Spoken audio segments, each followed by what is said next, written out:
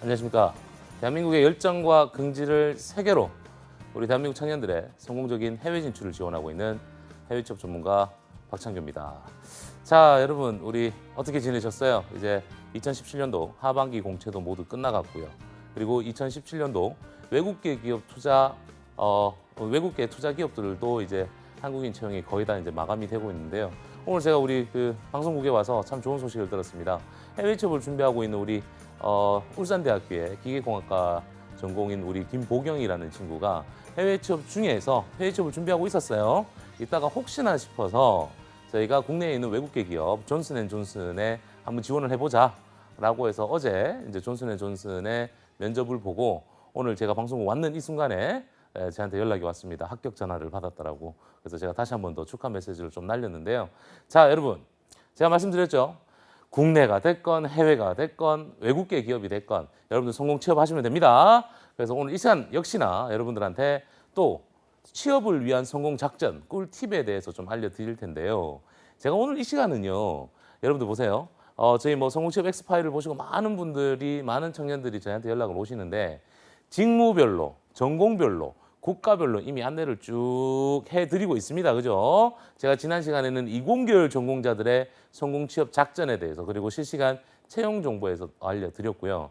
오늘은 아마 여러분들 눈을 크게 뜨셔야 됩니다. 네, 오늘은 캐나다에 대해서 다시 한 번 더 잡아드릴 거예요. 캐나다.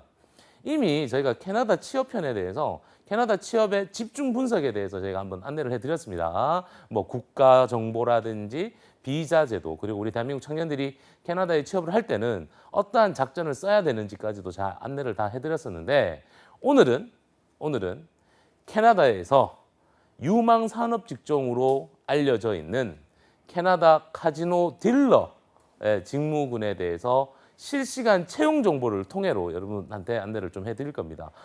선생님 갑자기 직무하시다가 왜 이렇게 터닝하셨어요? 라는 청년들이 있을 수 있는데요. 제가 오늘 이렇게 준비한 이유는요.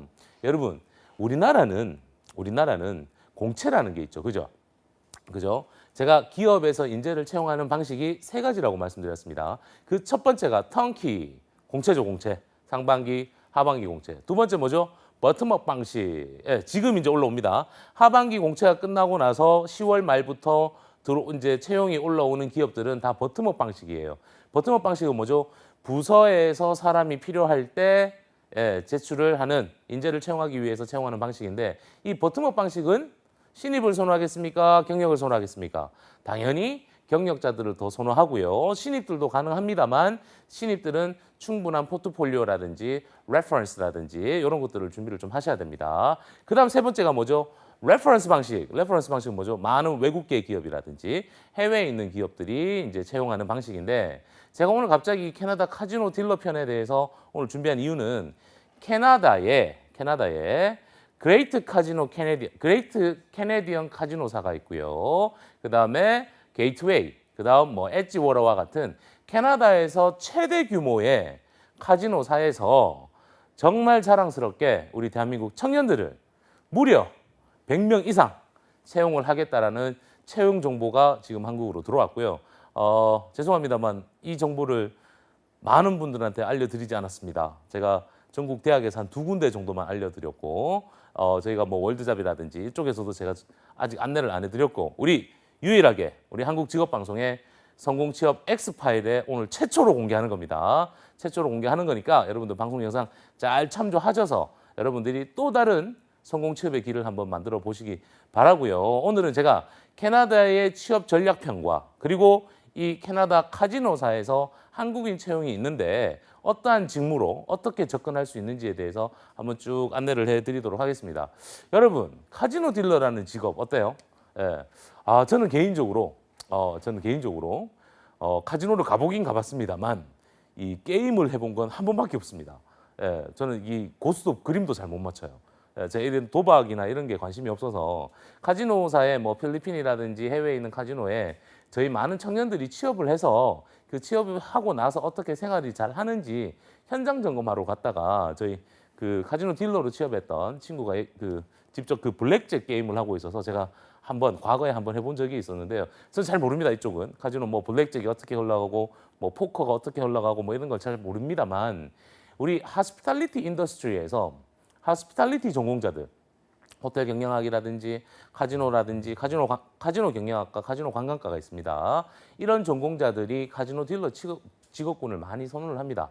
아무래도 카지노 딜러라는 어떤 이 직업군 자체가 살면서 좀 즐거움을 만들어낼 수 있는 이런 것들도 있다라는 청년들의 얘기를 들었었는데요. 자, 카지노 딜러 한번 제가 화면을 통해서 좀 안내를 해드리겠습니다. 카지노 딜러 직업군 진짜 현란하죠. 그 네온 사인 그리고 화려한 쇼들이 계속 이루어집니다. 그죠? 뭐 우리 라스베가스도 있을 거고요. 뭐 캐나다에 보면 그레이트 캐네디언 카지노 그다음에 뭐 또 어디 있죠? 필리핀에 가면 또 카지노사들이 또 있습니다. 그래서 전 세계에 이렇게 카지노사들이 있는데 우리나라에서는요. 현재 영업 중인 카지노사가 약 17개 정도가 있고요.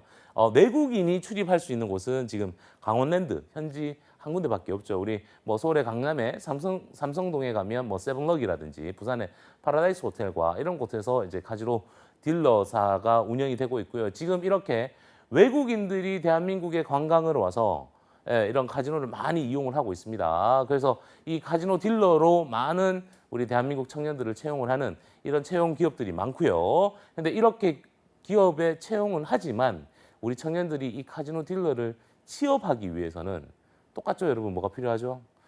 글로벌 역량도 필요하고요. 직무 역량도 필요하고요. 정말 이 일이 내하고 맞는지에 따른 직무 적합성도 필요합니다. 그래서 이런 것들을 재학 중에 아니면 졸업하고 나서 아니면 직장 경력이 있는 친구들이 국내가 아니라 해외에서 한번 도전을 해보겠다. 해외에서 짧게는 1년, 길게는 약 한 5년 정도의 어떤 경력을 만들어내고 다시 한국에 들어왔을 때는 내 몸값은 달라지겠죠. 여러분 해외 취업 접근하는 방법이 뭐라 그랬죠? 미래 직업군부터 설계해놓고 내 커리어 분석하시고 역량 진단하시고 직무, 진로 방향성 설계하고 그죠? 그리고 나서 내가 한국에서 지금 다이렉트로 취업은 할 수 있습니다만 아무래도 이렇게 취업하는 것보다 카지노 딜러 직업군은 다양한 외국인들을 상대해야 되고 많은 경험이 있어야 되겠죠. 다양한 경험이 있어야지만 내 몸값이 올라가는 직업군이니까 스톱. 나 이렇게 국내 취업하는 것보다는 그냥 해외에 나가서 최소 1년에서 최대 한 5년 정도의 경력을 만들어 놓고 그리고 나서 나 다시 한국으로 되돌아오겠다. 아니면 한국이 아니라 또 다른 국가로 넘어가겠다. 라고 했을 때 여러분들이 가서 딜러 일을 하겠습니까? 아니면 슈퍼바이저나 매니저 일을 하겠습니까? 그렇죠. 해외 취업을 여러분들이 접근하는 방법은요. 국내 취업이 어려워서 가는 게 아닙니다. 제가 지난 시간에 잔소리 많이 했죠. 그죠? 팩트 독서를 많이 해드렸습니다. 국내 취업이 어려워서 가는 게 아니라 내 미래의 무대가 한국이 아니라 전 세계가 될 수 있는 그 발판과 기회를 만들기 위해서 해외를 가는 거죠. 그래서 당연히 해외에 가기 위해서는 미래 직업군 설계가 돼야 됩니다. 이 카지노 딜러 직업군도 똑같습니다. 지금 내가 취업을 해봤자 이 취업 문턱도 어렵고요.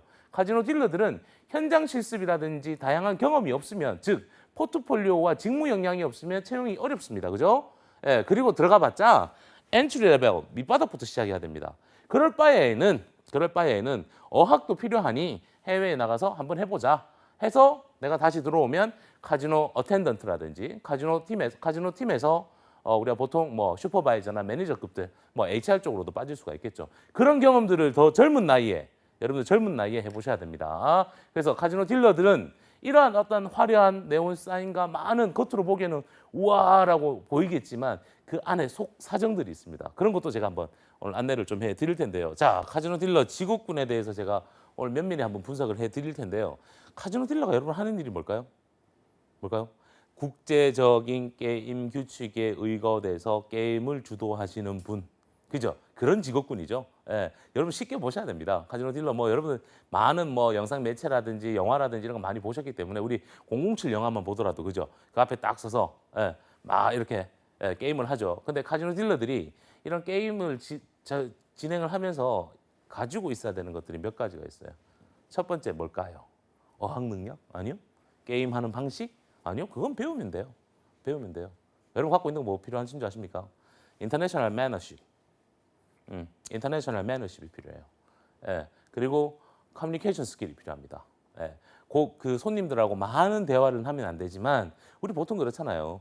예, 우리 청년들이 가장 안 되는 게 그거죠. 제가 오늘 우리 방송국에 와서 또 한 청년을 멘토링을 했는데 제가 혼냈습니다. 팩트 독서를 막 줬습니다. 왠지 아세요? 인사를 안 해요. 네, 저한테 메시지를 보냈습니다. 그 메시지를 제가 보여주면서 그 청년한테 이렇게 얘기했습니다. Hello, how are you? 외국인들은 눈만 마주쳐도 인사해요. Hi, how are you가 나오는데 우리나라 사람은 그게 잘 안 돼요. 즉, 이렇게 내가 hospitality industry에 취업을 하신다라면 당연히 international mannership은 그 자세와 기본적인 건 여러분들 갖추셔야 됩니다. 그 다음에 영어가 중요하고 그 다음에 뭐 중국어를 하든 그 다음에 가서 뭐 직무를 배우든 그건 그 다음 문제예요. 이런 것들을 여러분들 갖추셔야 됩니다. 카지노 딜러 역시나 그쪽에서 하는 일 여러분 보세요. 뭐 게임을 같이 룰을 운영하고 많은 사람을 상대해야 되다 보니까 항상 뭐죠? 예, 인터내셔널 매너십도 갖추셔야 되고요. 그리고 이런 자세, 옷 입는 자세라든지 이런 것도 여러분들 갖추셔야 됩니다. 네, 자, 두 번째 한번 볼게요. 카지노 딜러가 되기 위해서는 어떤 걸 해야 됩니까? 라고 하는데 카지노 딜러는요, 여러분 그 외모도 좀 보는 편입니다. 뭐 보통 우리가 블라인드 채용이라 그래서 이런 카지노 딜러 쪽에서는 이런 외모를 보면 안 된다라고 하는데 국내 기준입니다. 국내 기준은 신장. 남자들은 보통 키 170 이상이 돼야 되고요. 여자분들 같은 경우는 160 이상 정도 돼야 됩니다. 그리고 시력도 양쪽에서 1.0 이상이 정도 되셔야 됩니다. 근데 참 안타까운 건 카지노 딜러에 관련된 어떤 국제 공인 자격증은 없습니다. 예. 그래서 여러분들이 카지노 딜러가 되기 위해서는 우리나라에 있는 전문 대학이라든지 4년제 대학교에 이런 그 카지노 학과라든지 아니면 호텔 관광과로 진학을 하셔서 그 안에 보면 카지노 딜러가 되기 위한 교과 과정과 실습들이 아주 많이 이루어집니다. 그래서 그런 것들을 여러분 좀 이수를 하신다면 더 플러스가 되고요. 이렇게 여러분들이 캐나다와 같은 해외에 이렇게 가신다면 지금 저희가 설계하고 있는 게 캐나다를 이렇게 여러분 면접을 봐서 합격을 하셔서 가신다면 처음부터 바로 근무를 하시는 현장에 투입되는 게 아니라 최소 1개월에서 최대 약 3개월 정도의 어떤 실습이라든지 카지노 딜러의 교육을 받을 수 있도록 저희가 만들어 놨습니다. 그래서 이런 해외 쪽에서도 여러분들이 나는 타전공자예요. 그리고 나는 국내에서 이런 경험이 잘 없어요. 그럴 경우에는 캐나다에 가셔서 사전 현장 실습으로 교육을 먼저 받으시고요. 그리고 나서 현장에 투입할 수 있도록 저희가 이렇게 작전을 또 안내를 해드렸는데요. 즉 카지노 딜러분들이 하실 때 딜러가 되기 위해서 저는 뭘 해야 됩니까? 우리 특성화고등학교 졸업했던 특성화고등학교에서 관광과를 전공했던 친구들 쌤 저는 카지노 딜러를 하고 싶어요. 이런 친구들이 해외로 가서 바로 교육을 받아서 현장 투입할 수도 있고요. 국내에 있는 전문대학이라든지 4년제 대학에 진학을 하셔서 교육을 받아서 이렇게 나가실 수도 있습니다. 자, 카지노 딜러. 그러면 카지노 딜러의 이쪽 직업군에 대한 미래 전망은 어떻게 흘러갈까요? 여러분 어떨 것 같아요? 여러분 스스로 한번 생각해 봅시다. 앞으로 이쪽 산업 분야의 전망이 어떻게 될까요? 앞으로 가면 갈수록 하스피탈리티 인더스트리, 즉 서비스 산업들은 다양해지고 발전이 될 수밖에 없습니다. 그죠? 그리고 이 카지노 딜러 같은 경우는 관광 산업에서 가장 꽃을 갖는 메인 산업이다 보니까 앞으로 전망이 너무 좋겠죠. 단점이 있죠, 대신에 단점이. 뭐 제가 개인적으로 아시는 분이 이 카지노 딜러로 근무를 하셨던 분인데 단점이 주야 근무가 있어요. 예, 주야 근무, 즉 2교대, 3교대 근무를 많이 하시고 아무래도 이제 그 정신적인 스트레스가 많겠죠. 게임을 주도를 하고 사람들을 상대하다 보니까 내 성격이랑 안 맞으면 좀 그런 게 어려운 게 있습니다. 뭐 가령 예를 들어서 저 같은 경우는 제 역량, 제가 방송에서 안내해드렸습니다. 제 역량, 성격이 사람을 상대하고 사람하고 대화하는 것들을 저는 참 좋아하는 그런 걸 즐기고 좋아하는 역량을 가지고 있습니다. 제 같은 역량을 가지신 분들이 카지노 딜러 직업군을 한다면 그 세티스파이는 높아지겠죠. 근데 내성적이고 나는 혼자서 일하는 게 좋은 사람들이 이런 카지노 딜러 직업군을 한다면 그 정신적인 스트레스는 엄청 나실 겁니다. 그래서 제가 늘 성공 취업 전략 방법에서 첫 번째 체크해야 되는 게 내 전공이 무엇이며 부전공이 무엇이며 나는 지금까지 어떠한 아르바이트와 대외 활동과 동아리 활동을 해봤는지 즉 커리어 분석을 먼저 하고 두 번째 따라가줘야 되는 게 내 성격이 어떤지 내 역량은 어떤 역량을 가지고 있는지 내가 좋아하는 게 뭔지, 내가 싫어하는 게 뭔지 이런 것들을 스스로 자가 진단을 한번 해보라고 제가 방송에서 한번 안내해 드렸는데 이 카지노 딜러 직업군 역시나 앞으로의 미래 전망, 관광산업, 하스피탈리티 인더스트리의 미래 전망이 워낙 좋기 때문에 카지노 딜러 직업군도 같이 덩달아서 앞으로 미래의 유망 직업군으로 끌고 갈 수 있습니다만 아무래도 서비스업 특징상 이 서비스업이잖아요. 사람을 상대하는 일이다 보니까 내 역량과 맞지 않았을 때는 그 정신적인 스트레스가 아주 높다라고 여러분 보셔야 됩니다. 제가 알고 계셨던 그 지인분 역시나 이 카지노 학과를 나와서 우리 그 카지노 딜러로 직장 생활을 하셨는데 이제 오래 못 하셨어요. 한 몇 년 정도 하다가 그만두셨어요. 두시고 다른 쪽으로 직무를 찾아서 기업으로 입사를 했던 케이스인데요. 이분 역시나 그만뒀던 이유가 자기 성격이랑 잘 안 맞았어요. 예, 성격이랑 안 맞고 이 주야가 바뀌다 보니까 어떤 신체적인 리듬들도 조금 달라지는 것 같고요. 근데 여러분들이 뭐 지금 내가 카지노 딜러 하지만 미래에도 딜러로 근무하는 건 아니잖아요. 그죠? 예, 뭐 보통 호텔이나 이런 쪽 가시면 어쩔 수 없이 벨보이, 그다음에 도어맨, 룸 어텐던트, 하우스키퍼, 그다음에 뭐죠? F&B, 프론데스크 백오피스 팀, 그리고 HR, 거기서 GM까지 올라가죠. 그 사이에 내가 카지노 팀으로 들어가느냐, 뱅킷, 연회장으로 빠지느냐, 아니면 마이스 산업으로 빠지느냐, 아니면 WVIP 팀으로 빠지느냐, 이런 것들이 여러분 밑바닥에서부터 올라와야 됩니다. 그래서 여러분들이 나중에 미래에는 내가 제너럴 매니저가 될 수 있다라는 어떤 미래 가치와 목표를 만들어서 지금은 힘들지만 여러분 버티셔야 됩니다. 버티시면 무조건 올라가신다는 작전을 꼭 만들어 보시기 바랍니다. 자, 오늘 제가 캐나다에 대해서 조금 구체적으로 안내를 좀 해드릴 텐데요. 캐나다 너무 많은 제가 저희 방송에서 캐나다 편에 한번 안내를 해드렸었는데요. 캐나다 편을 보시고 저희 방송을 보시고 저희 센터로 저한테 개인적으로 연락 오신 분들이 너무너무 많습니다. 예, 그런 분들이 이미 캐나다 취업 접근 방법으로 진행을 하고 있습니다. 그래서 제가 오늘 이 캐나다 편에 대해서 다시 한 번 더 짚어드릴 겁니다. 자, 캐나다 말도 많고 탈도 많은 국가는 아닙니다. 근데 여러분들 명확하게 알고 계셔야 됩니다. 자, 캐나다 한번 볼게요. 캐나다는요 전 세계에서요 살기 좋은 국가 2위에 선정된 국가입니다. 네, 저도 기회가 있다라면 가고 싶습니다. 네, 캐나다의 라이프 사이클 그리고 캐나다의 그 어떤 내추럴한 어떤 이런 것들도 너무 그립고요. 뭐 저 역시나 캐나다를 많이 가봤던 그런 경험이 있어서 다시 한 번 더 해외를 간다라면 희망 국가가 어디니? 라고 물어보면 저는 1위가 바로 캐나다입니다. 2위 뉴질랜드 갈 거고요. 예, 제가 며칠 전에 한 청년을 만났는데 저한테 물어보더라고요. 그 선생님이 혹시나 해외를 가신다면 어디 가시겠습니까? 저 1위 캐나다 갑니다. 2위 뉴질랜드 갑니다. 네, 이런 얘기를 많이 했었었는데요. 그 정도로 우리가 캐나다가 전 세계에서 살기 좋은 국가 2위로 이제 선정이 됐던 국가라고 보시면 되고요. 알고 계셔야 되는 게 있어요. 화면 한번 볼게요. 이 화면에 나오는 건 대통령 직속위원회에서요. 20년치, 30년치 데이터베이스를 활용을 해서 우리 대한민국 청년들이 안정적으로 해외 취업을 할 수 있는 해외 취업 유망 10개국 국가를 이미 저희가 발표를 했습니다. 예, 발표를 했는데 이 해외 취업 유망 10개국 국가 안에는 캐나다가 있다 없다? 없죠. 중국 있습니까 없습니까? 없습니다. 오늘 아침에 참 반가운 소식을 들었죠. 이제 한국과 중국이 관계가 개선이 된다. 개선을 하려고 한다라는 반가운 뉴스를 봤었는데요. 제가 며칠 전에 만났던 한 청년은요. 중국 취업에 내정이 됐습니다. 이미 면접을 봐서 중국에 있는 기업에 면접에 합격을 했어요. 근데 제가 거기다 대놓고 야, 너 중국 가지 마라고 얘기했어요. 당황스럽겠죠. 그죠? 저는 현실을 얘기합니다. 왜냐하면 중국 같은 경우는 이미 중화인민공화국 공안으로부터 외국인들은요. 취업이 되면 Z 비자를 받아야 돼요. Z 비자. Z 비자가 중국의 취업 비자입니다. 이 Z 비자 받기가요. 하늘의 별 따기예요. 하늘의 별 따기입니다. 그래서 이 얘기를 해줬어요. 그러니까 이 청년이 아니나 다를까 회사에서 고용계약서를 작성하고 회사에서 연락이 왔는데 회사에서는 Z 비자를 해줄 건데 Z 비자 신청을 할 건데 언제 나올지 모른다. 기약이 없다. 그래서 올 때 관광 비자로 와서 근무를 했으면 좋겠다. 취업 비자가 나올 때까지.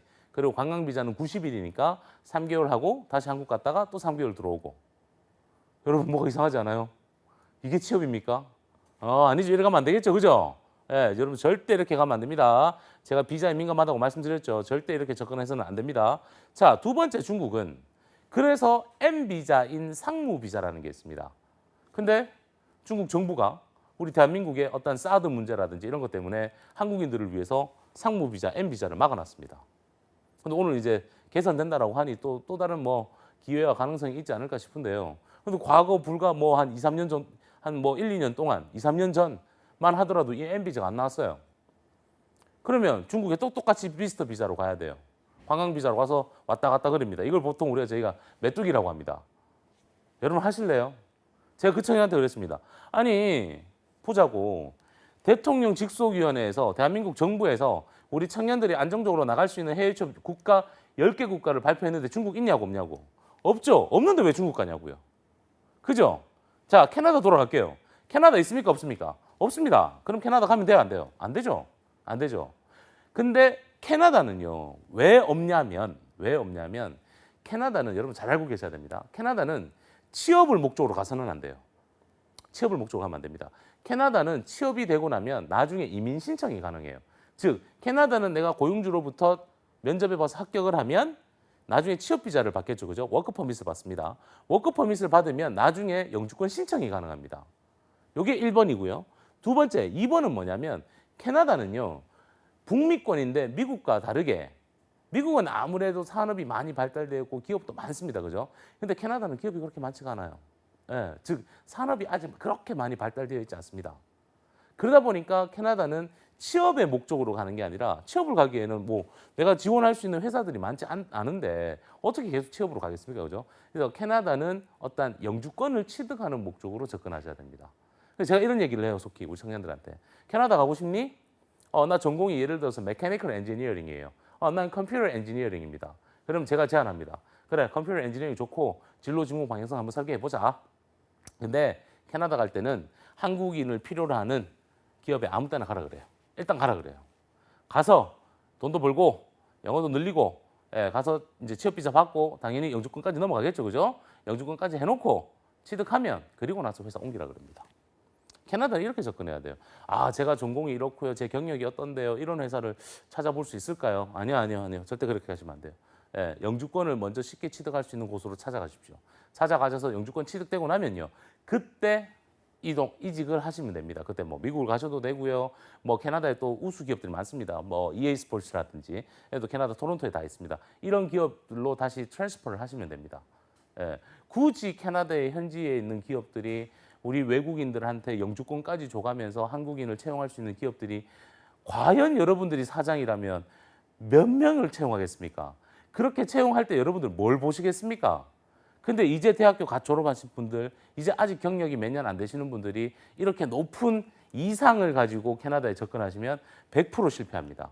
그래서 여러분들이 이런 부분들을 미리 인지를 해놓고 가셔야 됩니다. 자, 다시 해외 취업 유망 10개국 국가에는 저희가 캐나다가 없습니다만 이 캐나다는 많은 대한민국 청년들이 어학의 목적으로 혹은 워킹 할리데이를 통해서 혹은 코업 비자를 통해서 어학연수와 인턴십을 같이 병행하기 위해서 혹은 내가 가서 영주권을 목적으로 취업을 하는 친구들 혹은 영주권을 목적으로 취업을 해놓고 영주권 취득이 되면 이직을 하거나 혹은 현지에 있는 대학원으로 진학하는 친구들, 대학과 대학원으로 편입과 진학을 하는 친구들이 있습니다. 이런 목적성을 설계를 가지고 캐나다를 접근하신다면 여러분도 역시나 성공 취업의 길로 접근하실 수가 있을 것 같은데요. 자, 왜 캐나다 취업이 어려운가 제가 화면을 통해서 다시 한번 찝어드리겠습니다.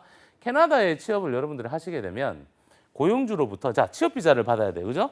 취업 비자를 받으시려면 고용주로부터 LMIA, Labor Market Impact Assessment이라는 이 서류를 여러분들이 받으셔야 되는데 이 서류는 여러분들만 받는 게 아니라 고용주도 캐나다 정부로부터 Evaluating 평가를 받아서 승인을 받아야 됩니다. 그래서 아무나 채용을 할 수가 없어요. 이 LMIA를 줄 수 있는 고용주들이 있습니다. 그래서 그런 고용주들한테 여러분들이 지원을 해서 합격을 하셔서 접근을 하셔야 되고요. 이 LMIA를 받으면요, 여러분들이 이제 캐나다 입국을 합니다. 입국을 하시게 되면 그 공항에서 이미그레이션에서 이제 입국 심사를 보겠죠, 그죠? 입국 심사에서 딱 입국하면 뭐가 나오죠? 워크 퍼밋이 나옵니다. 취업 비자가 나옵니다. 이 취업 비자를 가지고요, 이제 본격적으로 일하는 거죠, 그죠? 근무를 한 1년 정도 했어요. 1년 정도 하고 나면 LMIA를 다시 신청해야 됩니다. 이 LMIA는 유효기간이 1년 정도밖에 안 돼요. 그래서 LMIA를 다시 신청해서 영주권으로 신청하시는 분들이 있고요. 아니면 그냥 한 1년 정도 하고 난 영주권 안 갈 거야. 안 가고 난 계속 그냥 워크 퍼밋으로 있을 거야. 그럴 경우에는 LMI만 계속 갱신하면 됩니다. 예. 그러면 그냥 취업으로 그냥 근무하다가 나중에 들어오셔도 돼요. 예. 즉, 이 LMI에는요. LMIA 이꼬르 워크 퍼밋 이꼬르 영주권 신청입니다. 예. 이해되세요? 즉, 캐나다는 취업하면 영주권으로 갈 수 있다라는 얘기예요. 근데 제가 이런 얘기 많이 해요. 우리 청년들이. 저 캐나다에 취업하고 싶습니다. 예, 그래서 취업만 할래? 영주권까지 갈래?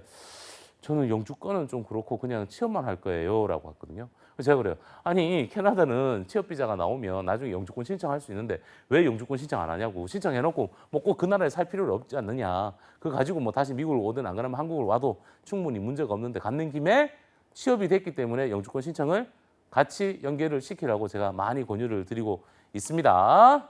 자, 다시 캐나다는 취업이 되면 LMI를 받을 수 있고요. LMI 이꼬르 워크 퍼밋 이꼬르 뭐죠? 영주권 신청을 할 수 있는 기회, 그 가능성이 있습니다. 그래서 되도록이면 캐나다에 취업을 하시면 여러분들 꼭 영주권까지 목표를 두고 한번 접근을 해 보시기 바라고요. 자, LMI에 대해서 조금 더 구체적으로 한번 알아보도록 하겠습니다. 워크 퍼밋, Word LMI라고 제가 만들어놨는데요.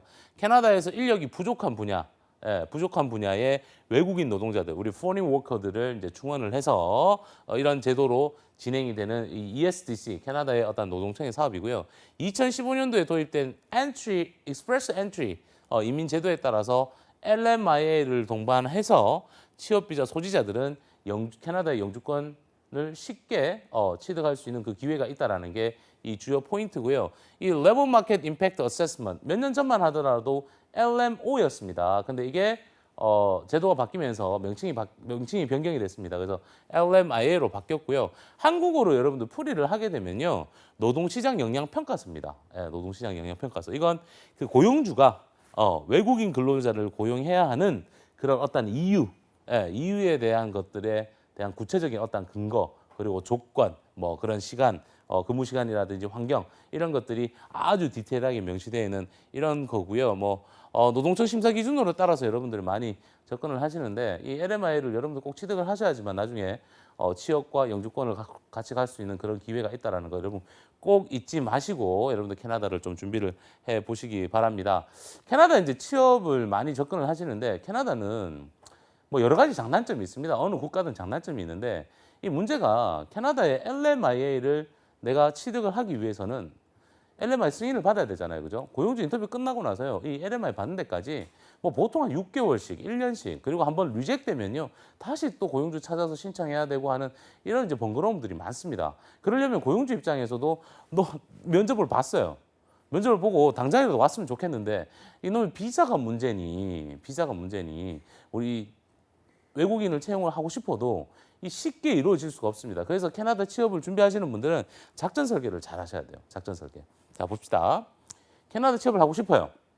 하고 싶으면 일단 취업 서류에 관련된 준비를 하셔야겠죠. 취업 서류 뭐라 그랬죠? 제가 resume, cover letter, reference letter, recommendation letter, portfolio, 프로젝트 경력 기술서, self introductory video 등과 같은 자기를 나타낼 수 있는 모든 서류들을 여러분 준비합니다.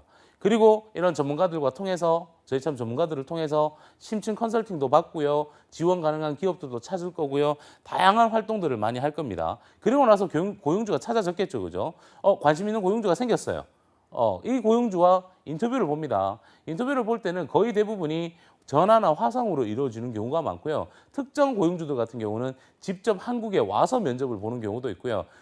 본인들이 우리 한국 청년들이 직접 현지에서 면접을 봐서 그 결과를 만들어내는 경우도 있습니다. 그래서 뭐 합격도 할 수 있고 불합격도 할 수 있고, 그죠? 만약 뭐 불합격한다라면 또 다른 고용주를 찾아야겠죠, 그죠? 자, 면접을 봤는데 합격했어요. 했을 때 이제 작전 들어갑니다. 했을 때 작전. 자, 오늘 면접 합격했어요. 합격하고 나면 이제 고용계약서 쓰겠죠, 그죠? 고용계약서 쓰고 LMI 접수합니다. 이제 돈 들어갑니다, 여러분. 이제부터 돈 들어갑니다. LMI 접수시켜놔요. 근데 LMI 접수시켜놓고 고용주 것도 시키고 내 것도 시키고 심지어 이 고용주가 외국인을 채용하겠다라는 광고를 진행을 해야 됩니다. 자국에서 자국민을 채용하려니 우리 회사에, 우리 기업에, 우리 이 직무에 자국민들 면접 봐서 면접까지 봤는데 좀 부족한 것 같아. 그래서 외국인을 채용한다라는 광고도 진행이 돼야 됩니다. 근데 이런 광고 같은 비용들도 우리 구직자들이 부담을 해야 됩니다. 굳이 뭐 현지의 고용주들이 그런 비용까지 부담할 이유는 없거든요. 그래서 여러분들이 부담해야 됩니다. 근데 여러분 걱정하지 마요. 걱정하지 마요. 뭐가 있죠? 뒷단에? 우리 대한민국 정부에서 지원해주는 K-무브 정부 지원 제도가 있기 때문에 여러분들이 소요되는 비용들은 얼마든지 정부로부터 지원을 받을 수가 있습니다. 자, 이렇게 해서 LMI 접수하면서 여러분들 광고 또 같이 진행을 합니다. 쭉 진행시켜놨어요. 그러면 다이렉트로 이 LMI가 서류가 나와야지만 이제 입국되잖아, 그죠? 근데 이 서류 나온 데까지 한 6개월 정도, 최소 6개월 정도 바라봐야 됩니다. 그러니까 시간이 너무 오래 걸리죠. 그래서 여러분들이 활용할 수 있는 게 바로 뭐냐면 워킹 할리데이 비자. 아시죠? 워킹 할리데이 비자는 만 30세 미만이면 누구나 신청할 수 있습니다. 그죠? 워킹 할리데이 비자로 먼저 들어가요. 자, LMI 접수시켜 놓고요. 출국은 워킹 할리데이 비자 신청해 갖고 가버리는 겁니다. 그러면 일하면서 5월 비자로 일하면서 LMI가 서류가 승인이 됐어요. 그러면 그때 비자를 트랜스퍼하면 돼요. 취업 비자로. 이해되죠? 이해되죠? 예. 즉, 자, 고용주 인터뷰 끝났어요. 합격했습니다. LMI 접수시켜 놓습니다. 그리고 워킹 할리데이 비자 신청합니다. 근데 워킹 할리데이 비자를 받으면 좋은데 또 워킹 할리데이 비자가 호주와 다르게 호주는 웬만하면 신청하면 다 내주거든요. 근데 캐나다는 그렇지가 않습니다. 또 선발이 돼야 되고요. 추첨이 돼야 됩니다. 근데 뭐 그렇게까지 여러분들이 어려운지는 않지만 그래도 좀 선발이 안 될 수도 있기 때문에 이것도 여러분 고려하셔야 됩니다. 고용주 인터뷰 끝나고 놓고 LMI 접수시켜 놓고 나는 5홀 비자로 먼저 출국해서 합법적으로 일하면서 나중에 LMI 서류가 승인됐을 때 정식 취업 비자로 트랜스퍼를 하면 되겠죠. 고용주 인터뷰를 봤어요. 고용주 인터뷰 봤어요. 봤는데 합격은 했어요. 했는데 나 막상 이 회사에서 가서 일하려니까 나 아직 영어 실력이 많이 부족한 것 같아. 해외 연수 경험도 별로 없는 것 같아. 그리고 조금 전문적으로 특정 직무에 관련 비즈니스라든지 혹은 뭐 하스피탈리티라든지 이런 특정 직무에 대해서 교육을 좀 받고 싶어. 그럴 때 여러분들이 사용하는 게 뭐냐면 바로 코업 비자라는 겁니다. COOP라는 비자가 있습니다. 코업 비자는요. 코업 비자는 우리가 보통 흔히들 워크 앤 스터디라고 얘기를 하는데요. 내가 코업 비자로 1년을 갔어요. 그럼 12개월이 되잖아요. 그죠? 그러면 처음에 들어가게 되면 50% 6개월은 공부합니다. 나머지 6개월은 합법적으로 일을 할 수 있습니다. 쌤 저는 2+2를 가고 싶어요. 그럼 총 4개월이 되는 거죠. 그럼 2개월은 공부하고 2개월은 일하고. 그죠? 이해되죠? 그래서 되도록이면 내가 캐나다 취업을 준비하시는 분들이 고용주 인터뷰 합격하고 나면 최소한 저는 코업으로 간다라면 4+4를 권유해 드립니다. 4+4 이상은 가라. 그래야지만 왜 LMI에 나오는 그 기간이 있잖아요. 그죠? 괜히 왔다 갔다 거릴 필요 없잖아요. 고용주 인터뷰 끝나고 나서 LMI 접수시켜 놓고 나는 코업으로 해서 학교로 등록을 해요. 그러면 4개월 동안은 공부해요. 끝나고 나서 4개월 동안은 일해요. 그 사이에 LMI 승인이 되겠죠. 그죠? 그때 비자 트랜스퍼하면 되겠죠. 가장 안전빵입니다. 근데 단점은 이 코업을 하게 되면 이 4개월 동안 학교를 다녀야 되기 때문에 그 학비가 일정 부분이 소요될 수가 있습니다. 그래서 여러분들이 전문학사, 나는 아직 전문대학을 다니고 있는 전문학사다. 그러면 여러분들은 학교에 문의를 하시면 우리 WCC 사업에 선정됐거나 전문대학교 교육협의회에서 하고 있는 해외 취업, 해외 인턴 사업을 여러분 활용을 하신다면 이 교육받는 이 교육비도 국가로부터 학교로부터 지원을 받으실 수가 있습니다. 제가 꿀팁 알려드렸어요. 이것도 활용해 보실 수가 있고요. 그리고 이렇게 여러분들이 만약에 코업으로 나가셨어요. 그러면 4+4로 나갔어요. 그럼 이 4개월 동안 계속 공부만 할 수는 없잖아. 손가락 빨고 있을 수는 없잖아요. 그죠? 근데 코업 비자 규정상 이 4개월 코업 기간 동안 공부하는 기간 동안 주당 20시간을 합법적으로 여러분들이 근무할 수가 있습니다. 근데 근무할 때 어디서 근무할래요? 왜? 제가 면접에 합격한 곳에서 근무하면 더 좋겠죠. 이렇게 여러분 작전 설계를 해야 됩니다. 근데 이렇게 풀어줄 수 있는 곳이 이렇게 작전을 만들어 줄 수 있는 곳이 별로 없어요. 그래서 여러분들 뭐라고요? 많은 멘토링을 통해서 딱 전문가들한테 도움을 받아서 이런 작전 설계를 만들어 놓고 접근하셔야 될 겁니다. 그리고 나서 내가 LMI 승인이 됐어요.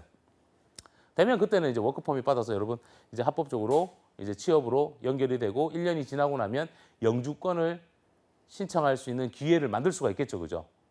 그때 뭐 주정부 이민으로 가느냐, 연방 기술 이민으로 가느냐 여러 가지 이제 카테고리가 있습니다. 그럴 때는 여러분 캐나다에 계시는 이민 전문가들한테 도움을 받으셔야 돼요. 저는요, 여러분 제가 다시 말씀드리지만요, 캐나다 편을 안내를 많이 해드리지만 저는요 해외 취업 전문가입니다. 그리고 제가 소속되어 있는 이 글로벌 잡센터는요 해외 취업 전문 기관이에요. 예, 즉 해외 취업만 저희가 손을 댈 수가 있어요. 즉 제가 여기서 뭐 이민을 한다라든지 이런 거에 대해서는 저희가 손을 못 댑니다. 여러분들이 캐나다에서 실패 확률들이 많거든요. 캐나다도 그렇고 호주도 그렇고 뭐 영주권 취득까지 가는데 실패할 수 있는 확률들이 많은데 이걸 줄일 수 있는 가장 제일 좋은 방법은 각 현지 국가에 있는 전문가들을 통하면 돼요. 싱가포르 같은 경우는 Employment Agency라는 EA 라이센스 소지자들이 있습니다. 그런 분들하고 통해서 해야지만 여러분들이 합법적으로 뭔가를 할 수가 있어요. 즉 영주권까지 가려면 그런 분들한테 도움을 받으셔야 되고요. 캐나다 같은 경우는요. ICCRC라는 자격 면허를 가지신 분들이 계세요. 그냥 일반 변호사 사무실 이런 게 아니에요, 여러분. 예, ICCRC 자격 면허를 갖고 있는 우리나라 따지면 이민법무사 이런 개념이라고 보시면 돼요. ICCRC 자격 면허를 갖고 계시는 분들한테 여러분들이 도움을 꼭 받으셔야 됩니다. 저희 같은 경우는 캐나다의 캐나다 라이프 컨설팅이라는 곳에 저희가 브랜든 대표님이 이 ICCRC 자격 면허를 갖고 있는 한국 분이세요. 예, 그러다 보니까 아무래도 우리 한국 청년들이 가게 되면 우리 한국 분들이 가시게 되면 많은 도움을 받으실 수 있겠죠, 그죠? 그래서 이렇게 여러분 ICCRC 자격 면허를 취득하신 분들한테 도움을 받으셔야지만 안정적으로 이민으로, 즉 영주권으로 갈 수 있는 길들이 있다는 거 꼭 잊지 마시고 여러분 준비하셔야 되고요. 자, 캐나다에 접근하는 방법들이 다양합니다. 캐나다에 내가 취업을 하고 영주권까지 가기 위해서 첫 스타트로 가는 분들이 계세요. 자, 첫 번째 뭐죠? 어학연수로 가는 친구들이 있어요. 네. 두 번째 뭐죠? 워킹 할리데이로 가는 친구들이 있습니다. 오늘 아침에 제가 아는 그 기업을 하고 계시는 대표님이 연락이 왔어요. 오늘 오전에. 그러면서 자기 조카가 지금 캐나다 워킹 할리데이를 가 있는데 이미 워킹 할리데이 기간이 종료가 돼서 취업으로 터닝을 하고 싶다. 그래서 좀 도와달라라고 해서 아침에 제가 연락을 해뒀습니다. 이런 식으로 내가 캐나다 처음에 입국할 때는 취업으로 가는 친구들도 있어요. 처음부터 LMI로 취업으로 가는 친구들이 있고요. 예, 처음부터 뭐 예를 들어 어학연수로 갔다가 이렇게 취업으로 터닝하는 친구들도 있습니다. 어학연수로 그다음에 워킹 할리데이로 그리고 혹은 이제 코업 비자로 다이렉트로 코업 비자. 내가 캐나다 어학연수로 가려니 한 1년 정도 있으면 한 5천만 원, 6천만 원 쓸 것 같아. 예, 돈이 만만치가 않죠. 1년 정도 어학연수 하려면. 근데 이것만 어학연수만 해갖고는 영어가 그렇게 많이 늘지도 않을 거고 해외에서 영어도 중요하지만 거기서 글로벌 역량과 직무 역량까지 같이 콜라보레이션을 만들고 싶어. 그럴 때는 여러분 어떤 비자를 쓰냐면 캐나다 코어 비자로 코어 프로그램으로 갑니다. 특정 직무에 관련된 전문 교육을 받고 그 교육과 연관되어 있는 어떠한 직무로 인턴십을 하고 그걸 통해서 다시 취업으로 연결되고 취업으로 연결됐으니까 나중에 영주권 신청을 할 수 있는 기회까지 만들어지고 작전 좋죠? 요렇게 그립니다. 자, 세 번째. 그다음 또 뭐가 있냐면 캐나다 유학 후 이민이라는 게 있습니다. 우리가 보통 이제 MSP라고 보통 흔히들 얘기를 하는데 캐나다는 대학이나 이제 대학원을 진학을 하게 되면 이제 대학을 졸업을 하게 되면요. 학교 다녀서 이제 졸업하잖아요. 졸업하게 되면 취업 비자가 나와요. 그 취업 비자 가지고 여러분들이 다시 일자리를 구해서 이렇게 터닝하는 경우도 있습니다. 그래서 우리 청년 어제 제가 이번 주입니다. 이번 주에 만났던 한 청년이 뷰티 계열의 전공자인데 이미 중고등학교를 필리핀에서 나왔어요. 필리핀에서 나오고 그러니까 뭐 영어는 문제가 없겠죠, 그죠? 필리핀에 있는 라샬 인터내셔널 스쿨에서 공부를 했고요. 제가 이름을 왜 정확하게 하냐면 제가 그 라샬 인터내셔널 스쿨에서 제가 강의를 한 적이 있어요. 필리핀 그 학생들과 그 학교에 다니는 한국 유학생들, 그 학생들 대상으로 제가 강의한 적이 있는데 그 라샬 인터내셔널 스쿨에서 이제 졸업을 하고 다시 한국의 대학을 진학을 했는데 뷰티 관련된 직업군을 하고 싶은 거예요. 그러더니 갑자기 쌤 저 싱가포르 가고 싶어요 라고 하더라고요. 싱가포르 가서 나중에 대학까지 진학해 보고 싶어요 라고 하길래 제가 아니 본인은 캐나다로 가십시오. 캐나다의 LMIA 취업 과정으로 먼저 가셔서 먼저 일하시고 영주권까지 받을 수 있는 기회를 만들어 놓고 그리고 나서 거기서 이제 전문학사입니다. 거기서 4년제 대학으로 편입을 하십시오. 그러면 학비가 그죠? 낮아지겠죠. 이것도 작전이에요. 이런 식으로 제가 플랜을 설계해 줬습니다. 즉 캐나다에 내가 나중에 영주권까지 가고 싶다. 라고 해서 처음부터 뭐 공부를 할 수도 있고 가서 아르바이트 할 수도 있고 다 있지만 또 활용할 수 있는 건 내가 전공과 내 경력을 잘 활용을 하신다라면 캐나다 LMIA 취업 이민 과정으로 여러분들이 접근하신다면 또 하나의 성공적인 그림을 그리실 수가 있습니다. 그래서 캐나다를 접근하시는 방법들 역시나 제가 이미 저희 캐나다 편에서 안내를 한번 해드렸는데 요즘 워낙 많은 분들이 문의를 하셔서 제가 다시 한 번 더 찝어드린 겁니다. 잊지 마십시오. 작전 잊지 마십시오. 캐나다는 면접에 합격했다라고 해서 뭐 터무니없이 기다리고 있는 게 아니라 워킹할리데이 비자. 단 워킹할리데이 비자는 나이가 걸려 있죠, 그죠? 아니면 코업 비자를 활용을 해서 먼저 입국해서 거기서 근무까지 하면서 나중에 취업과 영주권으로 연결고리를 탄다라는 거 여러분 꼭 잊지 마시고 접근하시기 바랍니다. 자, 캐나다 카지노 딜러. 그러면 선생님 오늘 카지노 딜러에 관련돼서 안내를 해주시는데 카지노 딜러의 채용은 어떠한 프로세스에서 어떠한 순서로 어떠한 작전으로 접근을 해야 됩니까? 라는 질문을 하실 수가 있는데 제가 미리 마련을 해봤습니다. 자, 카지노 딜러. 오늘 이미 저희 한 청년이 저한테 벌써 멘토링을 받았어요. 받고 청년이 카지노 딜러를 지원해보고 싶습니다라고 연락이 왔어요. 그러면 저희가 오늘 서류 발행합니다. 네, 뭐 레주메 양식. 저희가 보내드리는 레주메 양식대로 작성하셔야 됩니다. 제가 저희 성공취업 엑스파일에서 레주메 작성법, 커버레터 작성법에 대해서 한번 안내를 해드렸는데 저희는 뭐죠? 예, 실전을 움직이고 있습니다. 실전을 하는 사람들이기 때문에 레주메 양식을 저희가 먼저 보내드릴 거고요. 두 번째로 저희가 뭘 보내드리냐면 어플리케이션 폼을 보내드릴 겁니다. 지원서죠. 예, 지원서도 여러분 작성해야 됩니다. 뭘로? 한글로 쓰지 마세요. 영어로 작성하셔야 되고요. 잠깐만 여기서 잠깐만요. 이 작성하실 때요. 제발 확 파일명 확장자를 HWP로 좀 하지 말아주세요. 예, 캐나다나 미국, 싱가포르 어느 국가에서도 이 HWP로 문서를 열 수는 없습니다. 그래서 저희가 보내드리는 MS 워드 파일에서 여러분 다 작성하셔서 다시 저희 쪽으로 보내주시면 돼요. 그 다음 세 번째 여러분 뭐가 필요합니까? 네, 저희가 또 어떤 서류를 발행하냐면 프리 스크리닝이라 그래서 내 희망 진로와 직무를 체크할 수 있는 거를 체크하시면 돼요. 내가 관심 있는 분야, 나는 카지노 가고 싶어요. 그러면 호텔에서 갈 수도 있고, 호텔에 있는 카지노에 갈 수도 있고, 그리고 진짜 카지노사에 갈 수도 있고, 그죠? 이런 것들 여러분 체크하시면 됩니다. 그 다음 저희가 이제 여러분들 해외 취업을 접근하시기 위해서 정상적인 프로세스에 진행을 합니다. 그래서 저희 글로벌 잡센터, 제가 소속되어 있는 글로벌 잡센터가 여러분들의 엄마 아빠예요. 엄마 아빠입니다. 그래서 저희하고의 표준 계약서를 체결을 하셔야 되고요. 그리고 돈도 들어갑니다. 1차 계약금도 들어갑니다. 근데 뭐 몇백만 원 들어가는 게 아닙니다. 몇십만 원 정도, 보통 캐나다 카지노는 한 50만 원 정도 1차 계약금이 들어갑니다. 그래서 그 계약금 납부하시고 저희가 두 번째 바로 따라가는 게 뭐냐면 2차 사전 면접을 진행합니다. 여러분, 캐나다 카지노사는 여러분 이 사전 면접을 정말 잘 보셔야 돼요. 이 사전 면접에서 여러분들의 당락이 달라집니다. 앞으로 어떻게 접근할 건지. 자, 1번. 가장 좋은 프로세스예요. 내가 사전 인터뷰를 봤어요. 영어도 문제도 없고요. 전공도 카지노 학과고요. 호텔 경영학 안에서 카지노에 관련된 실습과 교육도 다 받았고요. 그 교과 과목의 성취도도 높아요. 그리고 인턴이라든지 아르바이트라든지 경력도 있어요. 이런 경우에는 여러분들은 바로 이제 합격이 되겠죠. 사전 인터뷰에서 합격을 하면 여러분 바로 워킹할리데이 비자 신청하세요. 예, 신청하시고 카지노 딜러 채용은요. 전화나 화상으로 볼 수가 없습니다. 맞죠, 여러분? 예, 왜냐하면 딜러기 때문에 이 실제 운영하는 모습들을 봐야 돼요. 그래서 고용주 인터뷰를 어떻게 보냐면 사전 인터뷰에 합격을 하면 바로 여러분들이 비자 신청하고요. 바로 출국 준비합니다. 출국을 하시면요. 1개월 동안은 아무리 여러분 경력자고 하더라도 또 캐나다에서는 안 해보셨잖아요. 그죠? 예, 그래서 1개월 동안은 여러분들이 카지노 관련 현장에 투입할 수 있는 현장 교육을 받아야 됩니다. 여러분 받으셔야 돼요. 1개월 이 교육받는 중에 카지노사의 HR팀들이 옵니다. 와서 여러분들 하는 걸 보겠죠. 오케이, 바로 현장 투입.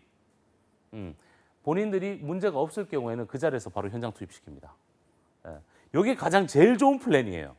제일 좋은 플랜. 자, 이렇게 접근하는 게 바로 1번 작전입니다. 자, 2번 작전 한번 볼게요. 2번 작전. 2번 작전은 자, 똑같이 취업 준비 서류를 준비했어요. 취업 지원 서류를 다 준비하고 2차 사전 면접까지 봤어요. 봤는데 합격했어요. 합격을 했어요. 직무에 관련된 건 오케이. 합격했는데 현장 투입을 하기 위해서 현장 투입을 하려면 여러분 뭐가 필요하다 그랬죠? International Mannership, Communication Skill, Formal English Skill, Business English Skill.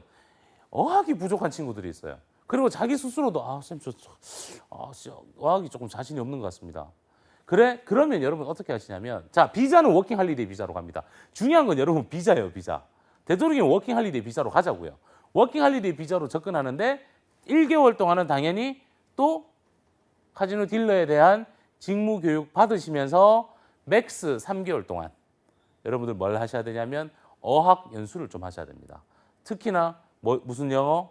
Hospitality English, Business English, Formal English. 그다음에 뭐요? Communication Skill.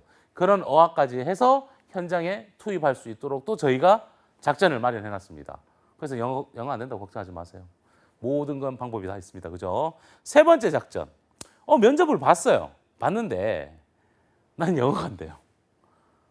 난 해외 연수 경험도 없고 가고는 싶은데 나 진짜 이 직업군 하고 싶은데 나 영어도 부족하고 현장에 막상 투입하려니 두려움도 많이 생기겠죠.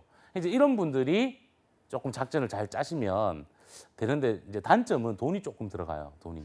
예, 아무래도 다이렉트로 취업하는 것보다는 경제적인 부분이 비용이 조금 추가될 수는 있습니다. 자, 이미 캐나다나 해외에 어학연수를 좀 계획을 하고 있었어요.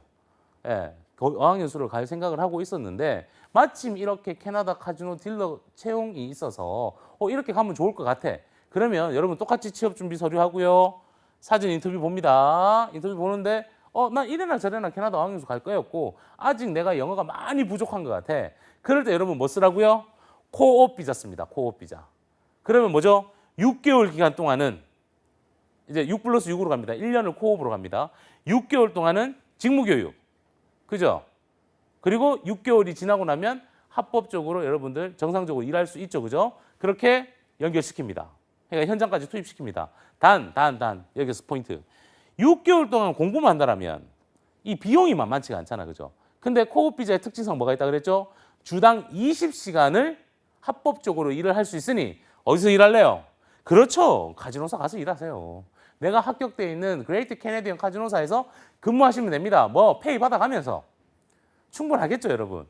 자, 물론 단점, 돈이 많이 들어가는 건 사실이에요. 하지만 그걸 거기서 돈을 쓰는 게 아니라 또 벌 수 있다라는 그런 특징들이 있습니다. 그래서 여러분들 요거까지 작전을 만들어 놨는데 과연 나는 어떤 작전이 맞을지, 나는 어떤 형태로 갈지는 여러분들도 판단 내리실 수 있고요. 제일 좋은 건 제가 안내해 드릴 겁니다.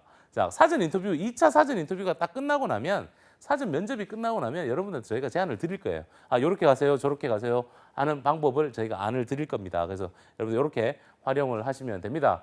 자, 그러면 도대체 어떤 곳에서 우리 한국인을 채용하느냐라는 실시간 채용 정보 오늘 최초 우리 성공취업 엑스파일에서 최초로 공개합니다. 자, 보겠습니다. 캐나다에서 현재 카지노사로 우리 한국인들을 채용합니다, 여러분. 그 한국인들을 채용하는 이 카지노사들이 여러분 그냥 생각하는 이런 소규모나 이런 이 불법적으로 이루어지는 곳이 아닙니다. 그래서 실제 채용 정보를 저희가 이 성공취업 엑스파일에서 여러분 최초로 제가 공개를 하는데 한번 보겠습니다. 자, 캐나다에는요. 1번 넘버 원. 캐나다에서 최대 규모의 카지노사가 있습니다. Great Canadian 카지노사입니다. 캐나다 밴쿠버부터 토론토까지 캐나다 전 지역에 다 있습니다. 보통 한 10몇 개, 12개까지 제가 얘기를 들었는데 여러분 독점입니다. 그 누구도 안 받았습니다. 저희가 독점으로 우리 한국인 채용을 받아왔습니다. 그러니까 여러분 얼마든지 도전해 볼 수가 있는데요.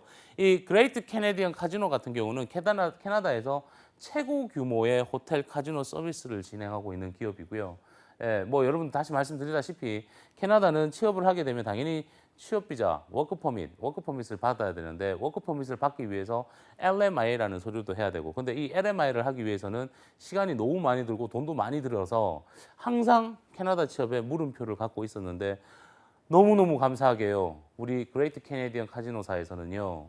우리 한국 청년들을 채용하면서 워킹 할리데이 비자나 코옵 비자로도 채용을 해주겠다라고 오케이가 떨어졌습니다. 이건 여러분 박수를 한번 쳐야 됩니다. 이걸 만들기까지에 우리 캐나다에 계셨던 많은 우리 대한민국 청년들을 걱정하고 계시는 분들이 얼마나 많은 고생을 했겠습니까, 그죠? 그만큼 여러분들한테 기회가 많이 열려 있습니다. 근데 이 캐나다 그레이트 캐네디언 카지노사에서는 물론 첫 번째 카지노 딜러만 먼저 우선 채용입니다. 두 번째 요리, 조리 파트, 즉 셰프에 관련된 쿡 포지션에서도 한국인을 채용하기로 해주셨고요. 심지어 F&B 파트, 뭐 F&B 서버라든지 뭐 CS 팀에 들어간다라든지 F&B 어텐던트라든지 레저베이션 팀이라든지 이쪽에서도 우리 한국인을 채용해 주겠다라고 이미 저희가 협약이 끝나 있는 상황입니다. 그래서 이런 채용 정보를 여러분들 보시면서 여러분들의 꿈을 많이 키워보시라는 거예요. 제가 오늘 방송에 소두에서 말씀드린 것처럼 내가 지금 카지노 딜러 쪽으로 앞으로 하스피탈리티 인더스트리 쪽으로 취업하고 싶은데 이왕 국내보다는 이렇게 해외에서 한번 취업해보고 해외에서 경력을 좀 만들어서 영어나 지금 여러분 캐나다에 들어가면 중국 손님들 많거든요. 그러면 현장에서 또 여러분 중국어 할 수 있는 기회들이 많을 겁니다. 그래서 중국어도 여러분들 좀 배워보시고 해외에서 글로벌 역량, 직무 역량 만들어 놓고 그리고 한국 와보세요. 예. 기회가 된다면 갔을 때 아예 카지노 쪽으로 내가 이게 맞는 것 같아. 그러면 대학원까지도 여러분 진학하셔서 학위까지 받아서 한번 들어와 보세요. 여러분 몸값이 어떻게 되겠습니까? 왜 국내의 청년 실업이 왜 만들어지겠습니까? 여러분들이 생각을 다르게 하고 여러분들이 바라보는 관점이 달라진다면 충분히 여러분들 성공하실 수 있는 그런 무한한 가능성들이 이 안에 들어가 있습니다. 자, 다른 회사를 또 볼게요. 우리가 게이트웨이라고 합니다. 뭐 거의 그레이트 캐네디언 카지노사와 게이트웨이가 거의 경쟁 대립 구조에 있습니다. 뭐 누가 좋다, 누가 나쁘다라고 말씀드리기는 좀 어려운데요. 이 게이트웨이에서도 우리 한국 청년들을 채용하겠다라고 말씀을 해주셨고요. 역시나 이 게이트웨이도 우리 대한민국 청년을 채용할 수 있는 걸 저희가 바로 독점으로 계약을 해놓은 상황입니다. 그래서 여러분들 역시나 이 그레이트 캐네디언이 떨어지면 게이트웨이도 봐야겠죠, 그죠? 예, 왜 저희가 여러 군데를 만들어놨냐면 한 군데만 바라보고 움직일 수는 없잖아, 그죠? 나는 직무는 정해져 있단 말입니다, 그죠? 직무는 내가 캐나다 그 카지노 딜러를 할 건데, 나는 요리를 할 건데 직무는 정해져 있는데 아니 직무할 수 있는 곳이 여러분 다양성이 좀 갖춰야 되지 않겠습니까, 그죠? 그래서 저희가 게이트웨이까지도 만들어 놨고요. 게이트웨이 역시나 이렇게 여러분 접근하실 수가 있습니다. 세 번째 또 있습니다. 엣지워터 카지노사가 있습니다. 엣지워터 카지노사. 엣지워터 카지노사도 역시나 우리 캐나다 밴쿠버 다운타운에 위치되어 있고요. 이 기업들 역시나 우리 한국인을 채용해 주겠다라고 해서 바로 독점 계약으로 저희가 받아놨습니다. 그래서 이 엣지워터 역시나 여러분들이 접근하실 수가 있는데요. 질문하죠. 선생님, 가게 되면 급여는 얼마입니까? 생활은 어떻게 해야 됩니까? 라는 질문을 많이 하시죠, 그죠? 자, 급여는요, 그 카지노사 이런 호텔이나 이런 산업직종, 이런 서비스 산업직종은 급여는 시간당 한 12불 정도 선입니다. 근데 여러분 좋은 게 뭐냐면 팁을 받아요. 그죠? 팁이나 엑스트라 차지들이 많아요. 그러면 여러분들 보통 평균적으로 약 16불에서 한 19불, 20불까지 여러분들 시간당 급여를 받으실 수가 있습니다. 여러분 17불 정도 되면 연봉 한 3,900, 한 4,000 정도 됩니다. 그래서 여러분들이 이런 엣지워터나 게이트웨이라든지 그레이트 캐네디언 카지노사에 취업을 하시게 되면 급여는 연봉 약 한 3,900에서 4,000 정도를 여러분 예상하시면 되고요. 생활은 캐나다에 처음에 들어가시는 분들은 저희가 되도록이면 홈스테이를 많이 권유해 드리는데 처음부터 뭐 2명, 3명 이렇게 친구들끼리 조지어서 이제 짝지어서 갈 때는 뭐 조그마한 이런 원룸 같은 거 얻어서 같이 쉐어해서 여러분들 생활을 하실 수 있도록 했는데요. 보통 캐나다 같은 경우 밴쿠버 기준으로 홈스테이 하시게 되면 한 달에 한 70만 원 정도를 여러분들 보통 한 800불, 850불 정도 합니다. 월에. 한 달에 한 70만 원 정도를 한국 돈으로 예상을 하시면 됩니다. 그래서 급여 받아서 충분히 여러분들 생활하는데 아무런 문제가 없고요. 여러분들 조금만 더 좀 아껴서 사신다면 이래 보시면 돼요. 호주는 의식주가 비싸죠. 미국은 북미권은 캐나다나 미국 같은 경우는 의식주가 쌉니다. 그래서 조금만 여러분들 잘 아껴 쓰신다면 뭐 얼마든지 여러분들 대학교를 진학한다라든지 혹은 나중에 다른 국가로 취업을 다시 할 때 사용할 수 있는 그런 비용들을 여러분들 충분히 예산을 만들어 내실 수가 있습니다. 자, 이런 채용 정보 어디서 보죠? 네, 제가 소속되어 있는 글로벌 잡센터 홈페이지에서 여러분들 보실 수가 있고요. 월드잡 플러스에 가시면 많은 다양한 해외 기업의 채용 정보를 보실 수가 있는데 여러분 다시 제가 오늘 여러분한테 방송에 분명히 말씀드렸다시피 이 캐나다 그레이트 캐네디언 카지노사, 엣지워터 그리고 게이트웨이의 이 한국인 채용은 오늘 저희 성공취업 엑스파일에서 우리 한국 직업방송에서 최초 공개하기 때문에 여러분들 월드잡 플러스나 이런 쪽에서는 여러분들 채용 정보를 확인하실 수는 없을 겁니다. 그래서 제가 조만간 다시 한 번 더 올려드릴 거고요. 우리 네이버에 해외 취업 박람회 하는 해외 취업 공식 카페인 네이버의 해치박 카페에서 여러분들 실시간으로 질의응답이라든지 궁금한 거 있으면 그쪽에서 물어보셔도 되고요. 여기도 채용 정보 올려드릴 거고요. 이 카페 안에는 한국인을 채용하고 있는 전 세계의 기업들 약 3만 개 이상의 기업들이 채용 정보들이 이 위에 다 올라와 있습니다.